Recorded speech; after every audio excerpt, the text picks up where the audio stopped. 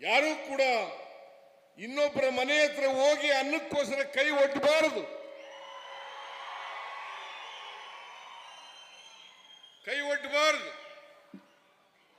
ಭಿಕ್ಷುಕರು ಈ ರಾಜ್ಯದಲ್ಲಿ ಇರಬಾರದು. ಎಲ್ಲರೂ ಕೂಡ ಅನ್ನ ಊಟ ಮಾಡ್ತಕ್ಕಂಥ ಪರಿಸ್ಥಿತಿ ಆಗಬೇಕು. ಕರ್ನಾಟಕ ಹಸಿವುಮುಕ್ತ ರಾಜ್ಯ ಆಗಬೇಕು ಅಂತೇಳಿ ಈ ಕಾರ್ಯಕ್ರಮವನ್ನು ಜಾರಿ ಕೊಟ್ಟದ್ದು. ಇಂದಿರಾ ಕ್ಯಾಂಟೀನ್ ಮಾಡೋದು ಯಾತಕ್ಕೆ ಮಾಡೋದು? ಈ ನಾಡಿನ ಬಡವರು, ಈ ನಾಡಿನ ಕಾರ್ಮಿಕರು, ಈ ನಾಡಿನ ವಿದ್ಯಾರ್ಥಿಗಳು, ಈ ನಾಡಿನ ಬೇರೆ ಬೇರೆ ರಾಜ್ಯಗಳಿಂದ ಬರ್ತಕ್ಕಂಥ ಜನರು ಅವರೆಲ್ಲರೂ ಕೂಡ ಕಡಿಮೆ ದರದಲ್ಲಿ ಬ್ರೇಕ್ಫಾಸ್ಟ್ ಅನ್ನ, ತಿಂಡಿಯನ್ನ, ಊಟವನ್ನ ಮಾಡಬೇಕು ಅನ್ನೋ ಕಾರಣಕ್ಕೋಸ್ಕರ ಕಾರ್ಯಕ್ರಮವನ್ನು ಜಾರಿಗೆ ತಗೊಂಡ್ಬಂದರು.